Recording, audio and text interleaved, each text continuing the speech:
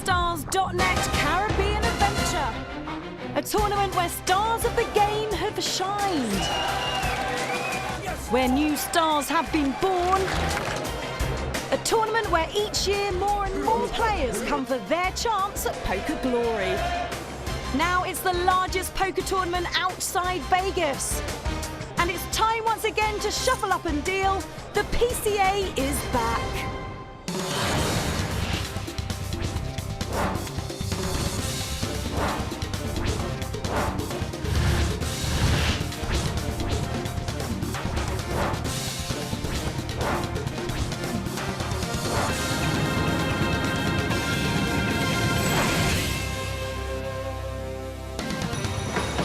Welcome to Paradise Island in the Bahamas, one of the biggest and best resort destinations in the world.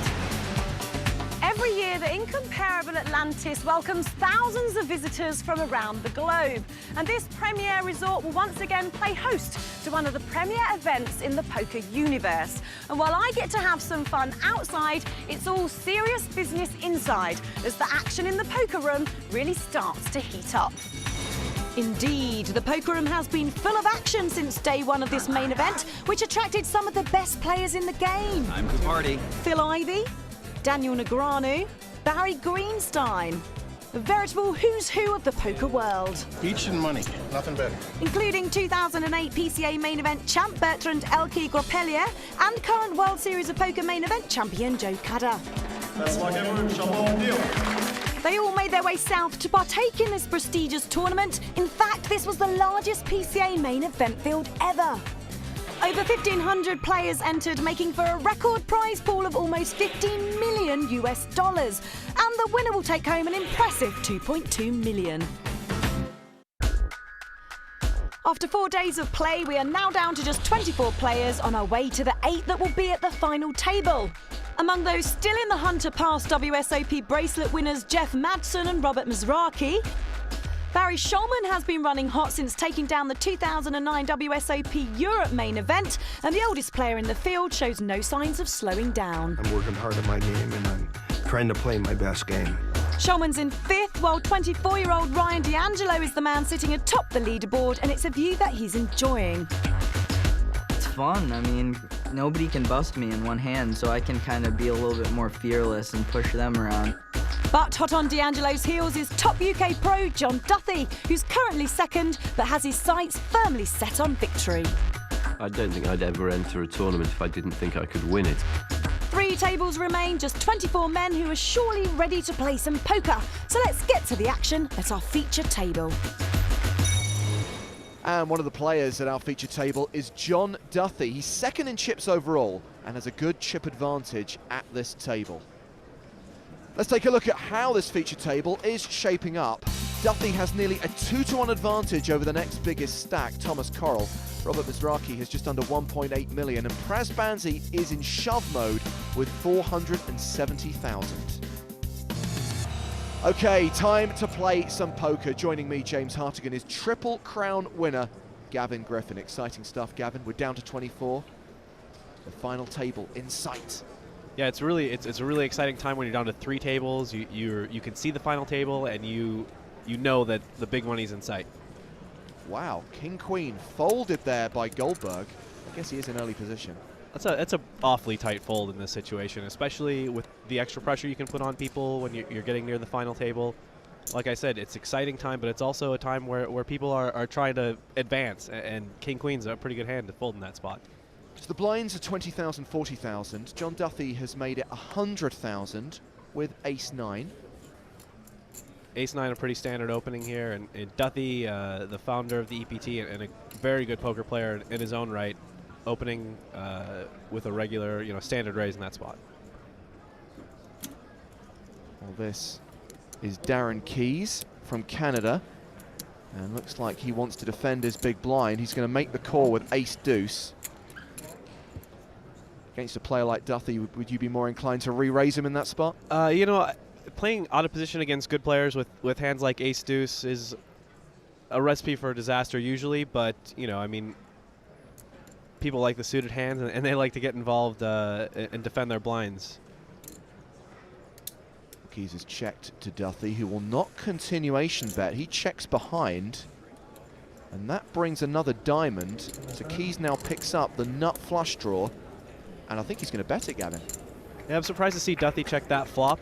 It's the kind of flop where you can get someone to fold a pair of sevens, a pair of sixes, and that's what Duthie's looking to do in that spot. The bet is 140,000, and tough for Duthie to call with that board. Yeah, there's almost no chance that Duthie's calling here. Keys is representing either a king, a straight, a jack, a 10. All these hands beat him. Duthie really doesn't have much to call here.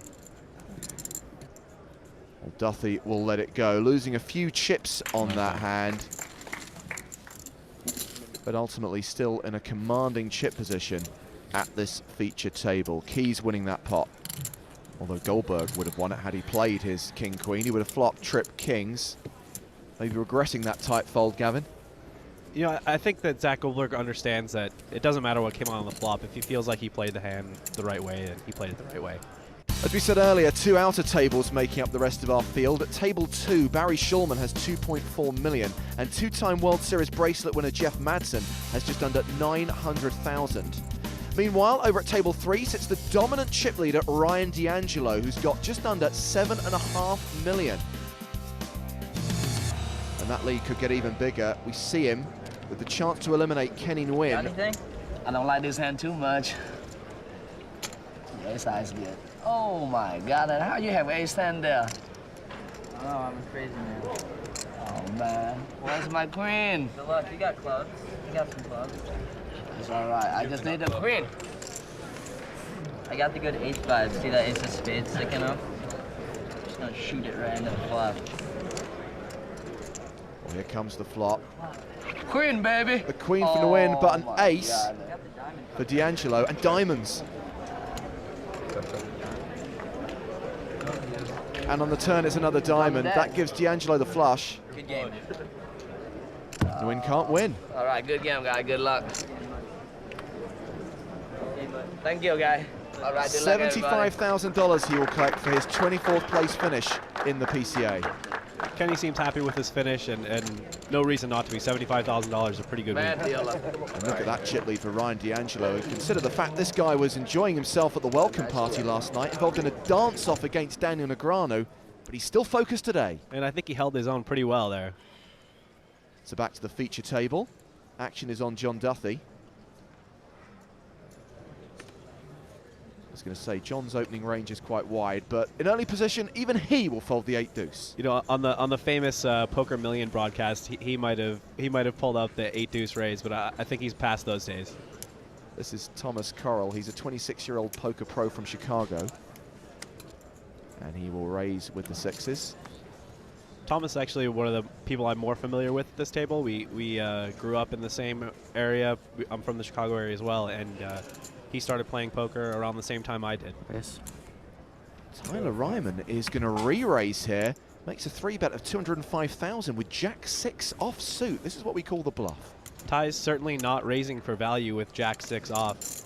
He's got an interesting style where he doesn't re-raise too often, but he can certainly mix in some bluffs. What did you start today with? 1.8. So Coral just about has him covered. 35 seconds.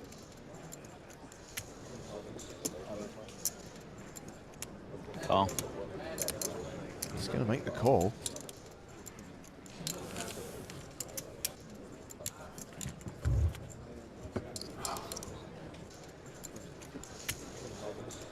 Not a terrible board for sixes in the grand scheme of things. It's not a really bad board for sixes, but I don't think Thomas is really going to be able to continue here too often. Ryman had the betting lead pre-flop, and he is going to continue on this board.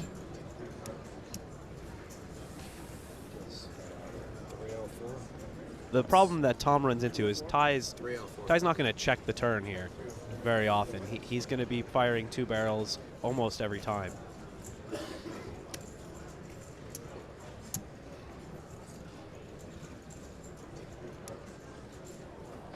Coral lets the sixes go. Get in. Ryman's bluff gets through. And And after that hand, Thomas Correll will drop a bit. His chip stack sitting at around the 2.6 million mark. Ty Ryman has now broken the 2 million chip barrier. And aggression seems to be paying off at this feature table.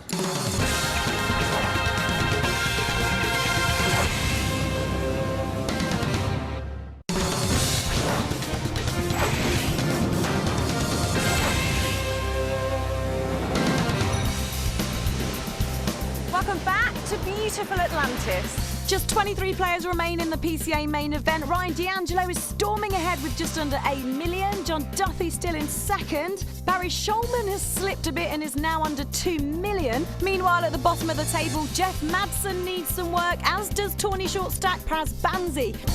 23 remain, but only one can be crowned the PokerStars.net Caribbean Adventure champion.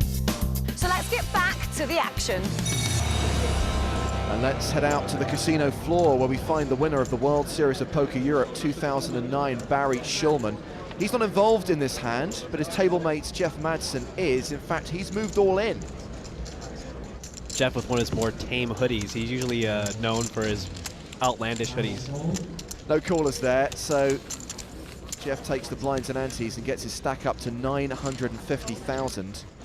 Jeff, of course, best known for winning 2 World Series bracelets in 2006. Over at the other outer table, chip leader Ryan D'Angelo. He's looking on. The player involved in this hand is Benjamin Zamani. He's contemplating whether to call Wayne Bentley's all-in, and if Zamani makes the call, he'll be the player at risk. Ben Zamani is known as X, the Stein X online, and he's a very prolific player. I call. Well, he's made the call, and Zamani shows deuces. He has a set of deuces, and Bentley shows an overpair to the board. Ben's a very deliberate player, but I'm surprised it took him so long to call with 2 deuces. So Bentley will need to hit a jack on the turn or river. Otherwise, Zamani will double through. Just the river now.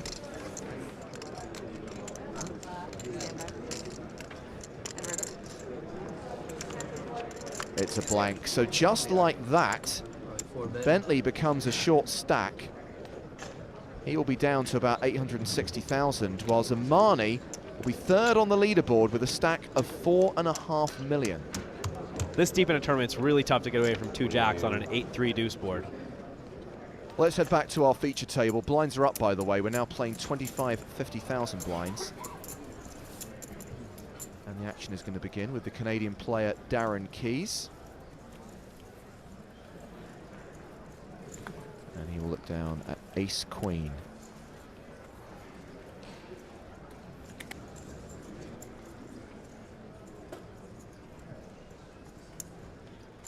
And he will raise it up to 125,000. A pretty standard raise size at this stage in the tournament. Yeah, the trend over the last couple of years is to raise it to 2.5 to 3 times the big blind. You don't see many people making it 4 times or 5 times like they used to. Now, can we expect a legitimate re-raise from John Duthie? Wow, he will make the call. Duthie just calling, looking to maybe flop a big hand and stack keys. Well, Praz Banzi is the short stack at this feature table. Praz, I expect to move all in here with ace-10 and not very many chips. Praz himself the winner of a World Series bracelet, a member of the hit squad. He makes the all-in. A pretty standard move, and I expect that he'll get a call from either Keys or Duthie here. Keys may find a fold with Duthie flat calling behind him. I'm all in. No, he reshoves. 1.45 million. He's all in for just under 30 big blinds. I would be surprised if Duthie folds here. He's got it well covered, a big hand, and a great hat. Not sure about that myself. Well, better than Praz's at least. I'll concede.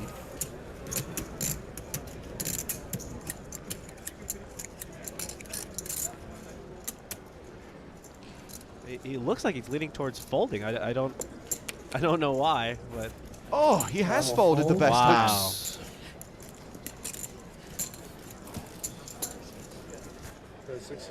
Ace king. His king. Wow. Keys is surprised by the fold as well.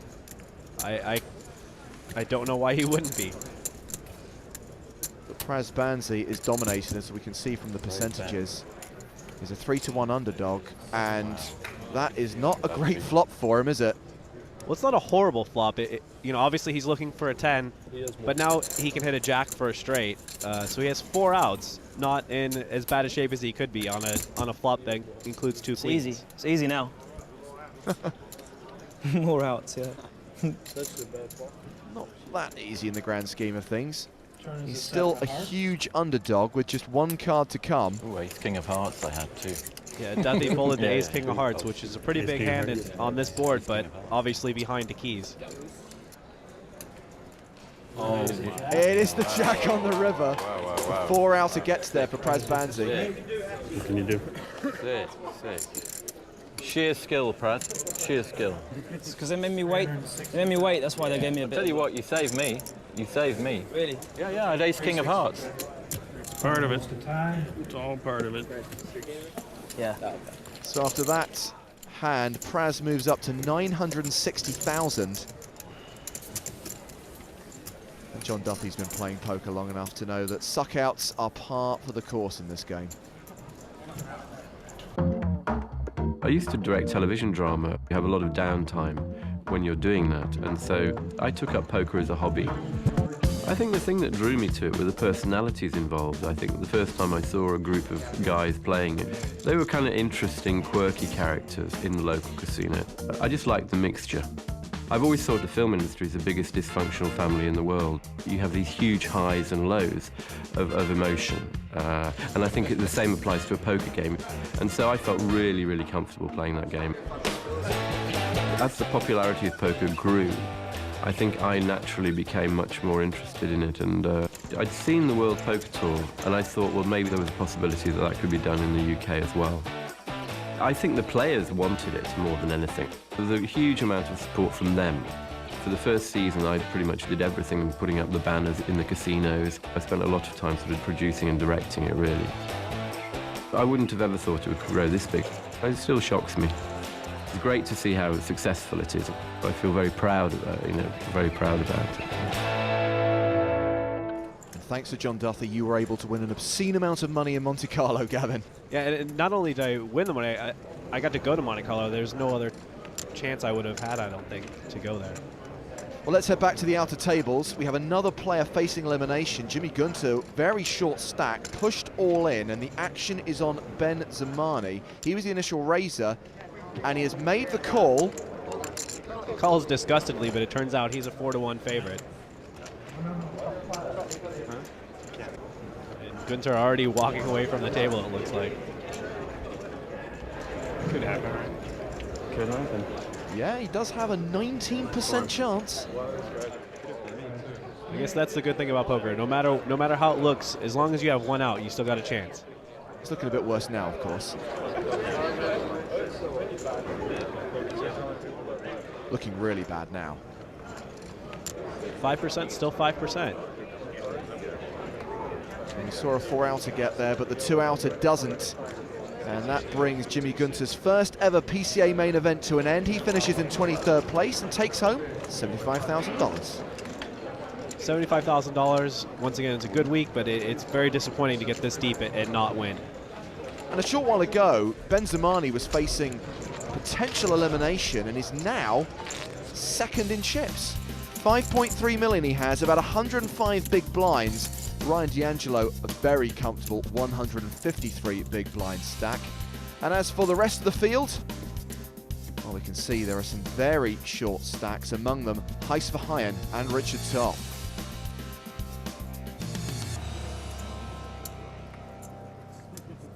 Back to the action at the feature table, and it is one of those short stacks.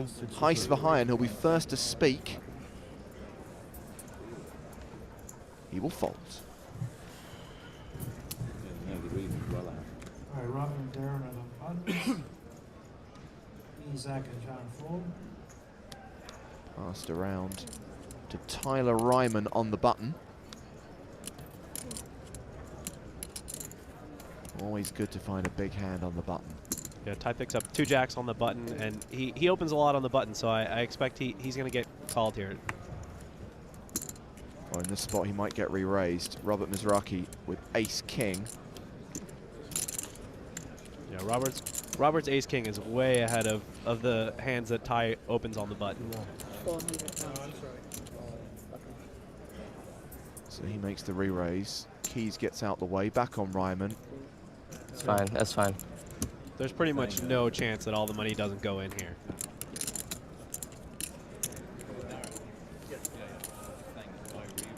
I'm on. There's the shove and the call. And we're off to the races. You know, it's a bit different. We saw that Duthie folded ace-king earlier, but Rob is certainly in a different position with different action, and he's never folding in that spot.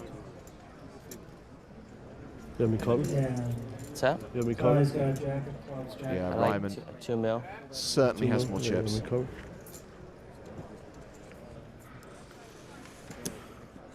So Mizrachi is going to need to hit. Ryman's jack's a slight favourite. And a big favourite now. No ace, no king, no potential flush draw for Mizrachi. A very dry board, and Rob's looking for an ace or a king, and that's it. He can go backdoor straight, but that's not really that big of a consideration. Well, there is the straight draw now, so he needs an ace, a king, I or a want a deuce, and he says he'll take the deuce. I think he'll take anything that comes that gives him the 8 pot. clubs. Ryman would like a blank. And Ryman's wish has been granted. Robert Mizrachi is gone. He finishes in 22nd place and will take $75,000 back to Miami. Meanwhile, Tyler Ryman, just 21 years old, is now among the chip leaders. He's sitting on a stack of more than 4 million. What did you have? He's got 4 million chips. He's got a lot of actual physical chips. It's taking over the side there. Let's get back to the outer tables. Ryan D'Angelo is in action, involved in a pot with Luke Greenwood. A flop of deuce 3 jack, a rainbow flop. Greenwood checks.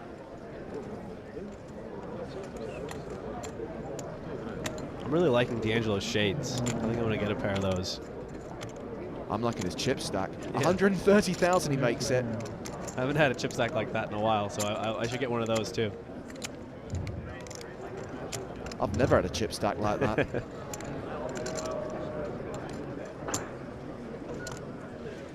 Interesting. He makes the call. Out of position. King comes on the turn. Since we're just speculating on hands, it seems like Greenwood probably has, you know, either a weak jack or 2 8s, something like that. And D'Angelo probably was just making the standard continuation bet on the flop, and it could just be following through on the turn. Might have picked up a draw, could have picked up a pair of kings.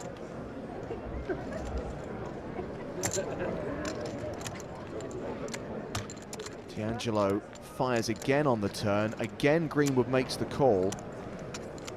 With Greenwood calling the turn, it seems to make sense that he has a jack here. Hard to put D'Angelo on a king.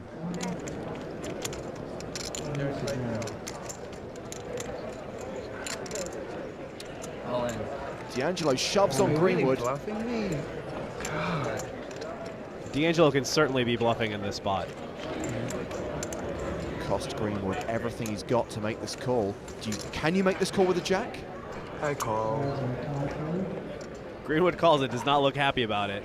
D'Angelo immediately shows a king.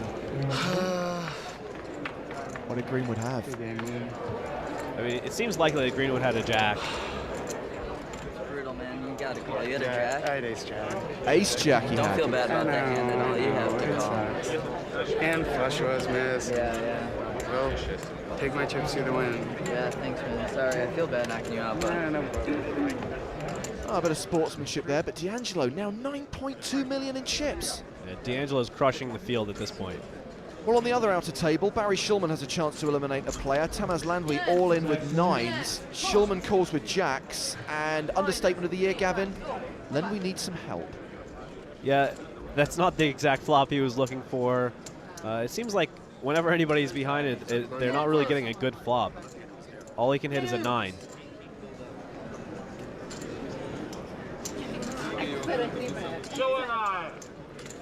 One of his supporters would like to see a 9 on the river, but the dealer does not oblige, and that means Landwy finishes in 20th place, and he'll collect $87,500. Everybody seems to be very cordial when they bust out of this tournament, which is good to see. Barry Shulman, wearing the bracelet, now has 2.6 million in chips. And we are down to 19.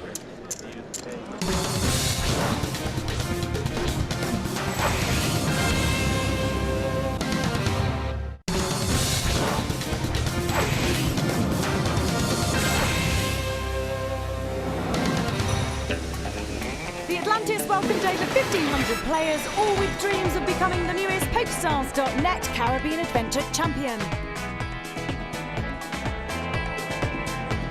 Among them, World Series of Poker main event champions Peter Eastgate and Joe Cadder, but they also came here with a score to settle.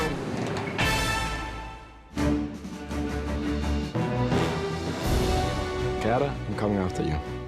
Joe Cadder broke Peter's record as youngest ever world champion, and now Eastgate's looking for payback. He may have broken my record, but he's going down today. But Cadder's not going down easily. I've been training for months for this. I already beat his record as the youngest main event champion, and I'm going to beat him here again today. I'm going to crush him. Well, it's finally time for Eastgate and Cadder to go heads up.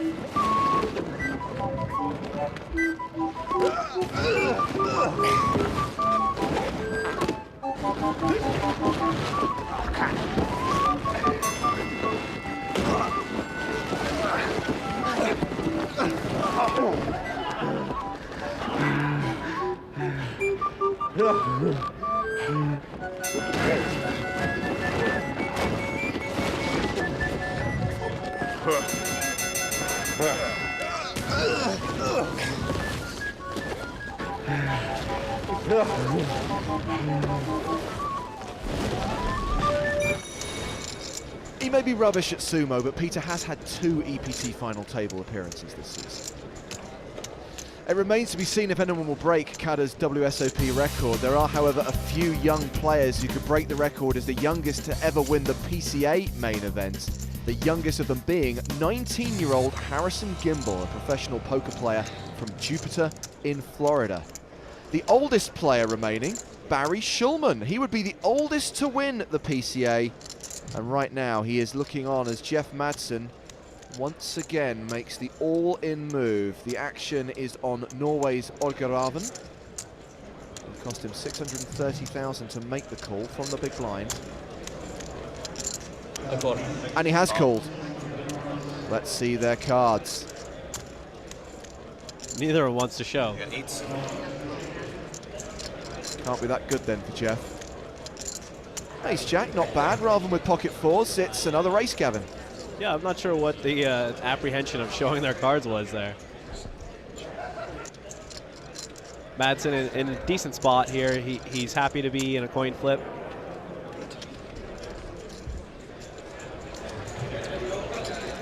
He's flopped a backdoor flush draw, backdoor straight draw, but his main look here is to get an ace or a jack. Turn doesn't help him. So now, looking to see that ace or jack on the river, but it's a 9. So that ends Jeff Madsen's tournament. He's our 19th place finisher, and I believe that's his first big tournament result, Gavin, since he won a bracelet, 2 bracelets, in the 2006 World Series. Yeah, Jeff's had a bit of a tough run for a couple of years, and that can happen in tournament poker. It's so volatile. Meanwhile, the Norwegian player becomes a force in the tournament, sitting there with 4 million in chips, having just eliminated Jeff Madsen. Ah, Jeff Madsen just lost his race. Jeff, unlucky. Yeah, you know, you got to win those to win a big tournament, so it's all good, though. How's this event been for you? Is it a great event to play in? Yeah, I mean, it's a lot of players, a lot of big field, you know, a lot for first, and yeah, it was a fun tournament. I can't complain. Why are you not wearing your bracelets? You could have one for each wrist as you play to intimidate the other I'm players. not trying to live in the past. I'm trying to win tournaments. You And know I'm what I sure mean? you're going to win a few more in the future. And if he does win, he raps for us, but not Yeah. today. So maybe next time. Yeah, I have to have it in me. You know what I mean? So Well, next time. unlucky today, but thanks for talking to us. Yeah, no Go problem. and get some raising. Okay. Excellent. For sure. Thanks, Jeff. All right. Let's head back to the feature table. The action has been folded to John Duthie on the button. Still got a huge stack and a more than playable hand on the button. A7 offsuit. Yeah, certainly a standard open here with A7. Probably make it 125,000. Good prediction. Oh, ace jack for Tom Coral. Tom Coral's got Duthie dominated, and I don't expect him. It seems like a hand that he should re-raise here, but he could just call and try to extract chips later in the hand. And that's what he's done. As Banzi gives up the big blind. So Coral and Duthie go heads up to the flop. I hope for John's sake it doesn't come ace high. Coral's flopped a huge hand here with the nut flush draw, a gut shot, and he's still got the best hand. Duthie's in bad shape. I mean, we can expect Duthie to fire a continuation bet here, but as soon as he meets resistance, I imagine he'll shut down Gavin. Yeah, it's definitely a flop that he's going to bet. It hits his range pretty well. I would expect Coral to try to get all the money in here if he can.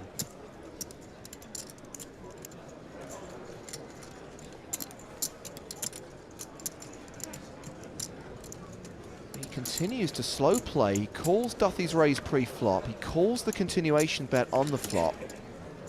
And now he hits a jack. Coral continues to play cautiously.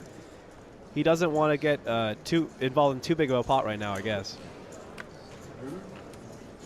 Duthie check the turn, and it's the flush. Coral improves. Didn't need to as it stands. Coral improved on every street, even though he didn't really need to. How to get paid. He's going to try a half pot size bet. I mean, obviously, Duthie, I imagine, won't be calling here, but he's trying to get a little bit of value from a queen in this spot, if that's what Duthie had. My turn. Duthie did not have any piece of it. And I think got away from that hand, losing the minimum, Gavin. Yeah, you know, when someone calls a bet on a king-queen X flop with two clubs, you're really not going to get a whole lot. You're not going to try to fire again on the turn.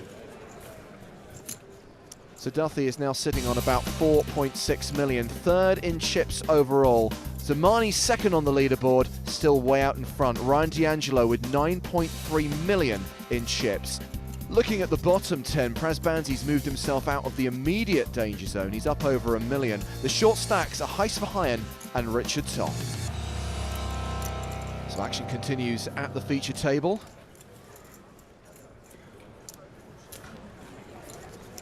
Zach Goldberg's under the gun, he folds. John Duthie has ace-8 of clubs. This is the John Duthie we know and love. Early position raise with a mediocre hand.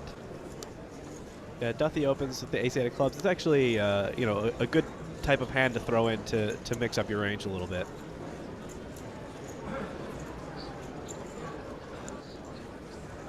Oh, Duthie and Coral have tangled before, and once again, Coral flat calls Duthie's raise. Yeah, as often happens, you get involved in a lot of pots with the person on your direct right or left. So Coral's going to flat Duthie here quite often. Both blinds out of the way, heads up to the flop, and there is a 3. Coral hits a set. Duthie, nada. Coral hits gin on the flop, and he's obviously going to make a little bet here. Bet 125. He's out for 125,000. And Duthie is going to flat call. Is this a float? It seems like, yeah, Duthie might be trying to set up a bluff on a later street. Duthie now with a gut shot straight draw. His percentage chance of winning the hand has actually improved on the turn.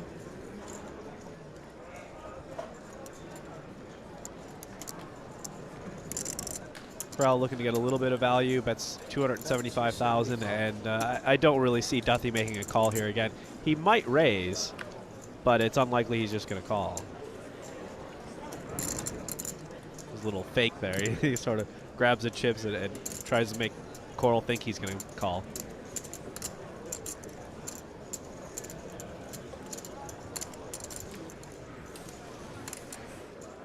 Duthie will let it go.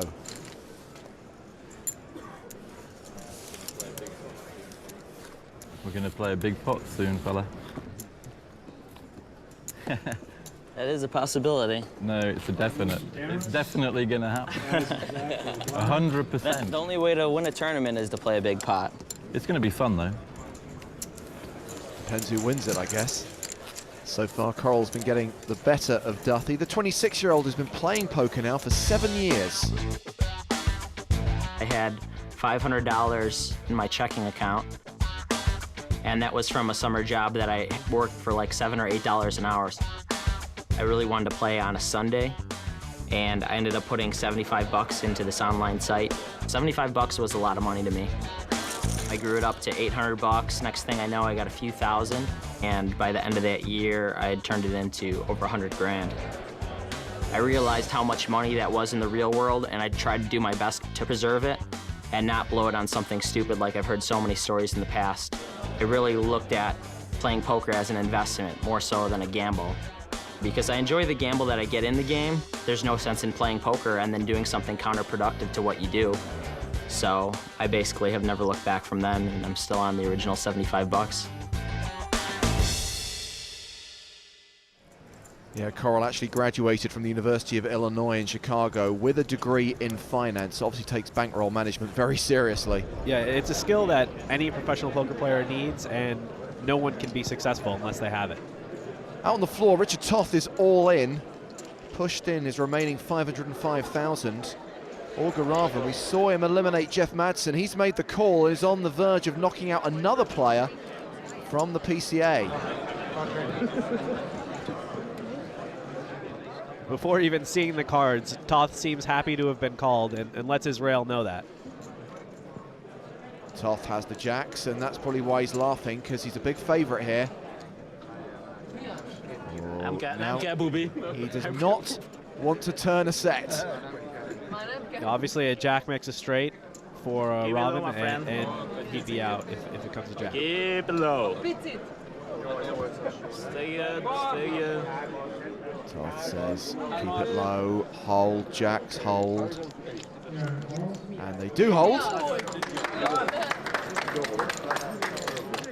So Richard Toth doubles up, just gets himself out of the danger zone, now has just over $1 million. Robin, meanwhile, 3.6, loses some of what he won off Jeff Madsen. And $1 million gets him into a little bit of a more comfortable spot, having 20 big blinds. And it's all smiles with his buddies. I've got $1 million chips, me. Oh, it's nice to have chips in a poker tournament. John Duthie's got a big stack at the moment. And in this hand, he's got pocket Definitely tens. going to play a big pot soon. Duthie's personal favourite hand. Doesn't look like him and Coral are going to play a big pot this hand. 25.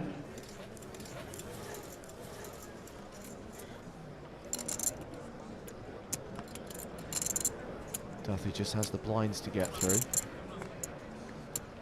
Behind folds the small in the big blinds. Zach Goldberg has ace-king. It could be a big pot against Goldberg. 400. 400,000. There's the re-raise. 400,000 total. Duthie just fires a call in there really quickly. John with the advantage of position.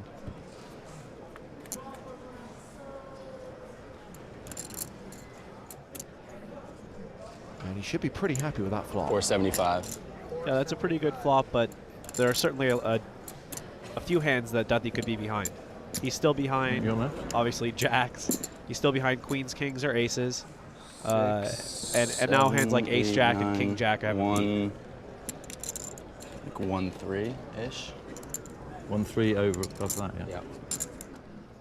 What's your MO in this spot, Gavin? Do you flat call? Well, the stacks are pretty awkward with only 1.3 million behind. I think it's probably the best play to just call here and see what happens on the turn. If Goldberg continues on the turn, you might be able to get away from it. And if Goldberg checks the turn? If he checks the turn on this turn, the deuce, I think it's probably best to check behind for pot control because Goldberg might be checking aces, kings, or queens here. Well, John does exactly that. And the river card is another deuce. Unlucky, John. Your hand's just been counterfeited. He gave it away a little bit there. He looks like he didn't like that card. Both players are playing the board. Deuce is full of jacks. I wonder, though, if Duthie could maybe try to win an extra half of the pot here, but he doesn't. I knew you had ace. I think John's a bit disappointed. Yeah. Good hand. Just a little bit. That was a pretty sarcastic good hand there at the end. Bleep, bleep, bleep. Good hand. Saved you. I knew you were going to call me that. I thought you had like nines or 10s. It's difficult for you to call when I bet there. If I bet here. If you bet, I thought you were going to bet the turn. I shove on the river. You shove it. When I bet the turn, I don't think you can call. No, yeah, I would have folded on the turn. But he didn't bet the turn, and so they chopped the pot.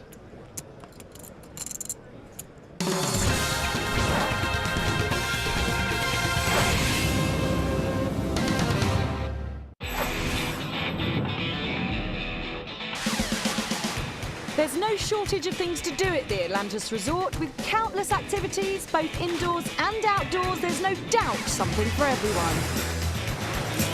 And like its host, there's no shortage of events at the PokerStars.net Caribbean Adventure, 45 tournaments in all, including the prestigious High Roller event, which always draws the best in the game, the star-studded charity event benefiting AmFAR, and 9 countries will once again face off to see which will take home the coveted World Cup of Poker. It's an action-packed PCA, and it's just getting started. Back inside the poker room at Atlantis, John Duthie's been moved to one of the outer tables. He's got Barry Shulman on his table. Shulman currently sitting on about 2.5 million in chips. The chip leader in the PCA main event is still Ryan D'Angelo. 9.5 million he has now. Nice tidy stack. Looking at the rest of the field, Benjamin Zamani is still second in chips, and the youngest player in the tournament, Harrison Gimbel, has just over 2 million. As far as the bottom half of the leaderboard is concerned, the 2 English players, Praz Banzi and Wayne Bentley, are in trouble, as are Heis Verheyen and Bo Schultz. Good chip. Yeah, I won it. I'm proud At the of feature table, the blinds are still 25 and 50,000. Darren Keys folds under the gun. Verheyen will release, as will Goldberg. So it's John Duthie's nemesis, Tom Correll. He's folded. Praz Banzi. Praz is about 890,000, I believe. He's going to be probably just shoving all in here. All in. Yep, folded him in the small blind. Better than average hand. He makes the move. And Ryman has got aces. Wow, so unlucky for Bonzi. He's got a pretty good hand for that spot, and he runs into 2 aces. Wow. Just bad timing on Praz's part, I guess. Yeah, it's just really unlucky to run into such a big hand. And he's pretty much out the door without even a board coming out. 7%, Gavin. Yeah. Well, if he hit a 10, they'd split it with an ace-high straight. Take it, man. Take it. It's about as good as you can get it. Yeah, that's about as good as a result that Bonzi can get. It's a 5. Well, that gives Praz a 10% chance of a split, which gives him 5% equity in the pot. The river did save him before when he got his money in behind. VJ. A 10 and a 10 only gives him half the pot. No, the river does not save Praz Banzi for a second time. He is our 18th place finisher. Can I have my chips back? Can I have the chips I gave him back? Yeah. I'd take that as a no, Darren. Very expressive. Pretty easy game when it happens like that, right? Ryman now third on the leaderboard with just another 4.9 million. That works out to 98 big blinds. That's pretty healthy. These guys, less so. Most of them still have good reshoving stacks, but if you're Wayne Bentley, Heist Verheyen or Bo Schultz, you're probably open shoving right now. 17 players remain, and of course they'll combine to just 2 tables when another player is eliminated. On our feature table, Thomas Correll has 9s.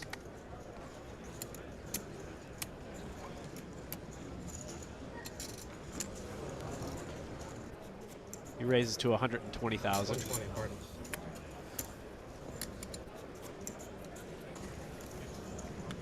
Behind with the ace-10, he shoves. How much? He puts another 610,000 in. I don't expect Tom to fold 80, here. 90, 600, 605. This is the problem when your stack depletes, you lose that fold equity. I mean, Tom could fold some of the hands that he opens with here, but not this one. This is too good of a hand to fold. As we can see from the percentages. I call. He is marginal favourite. I'm in trouble, I think. Verheyen isn't too bad shape. He's got 2 overcards. Almost a coin flip. Good luck. I'm behind. Good luck. But he is the player at risk.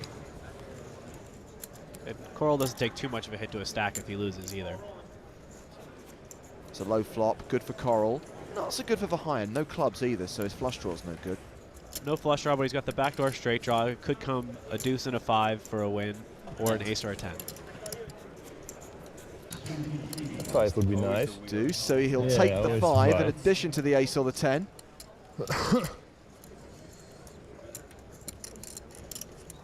I know you got the 5 there.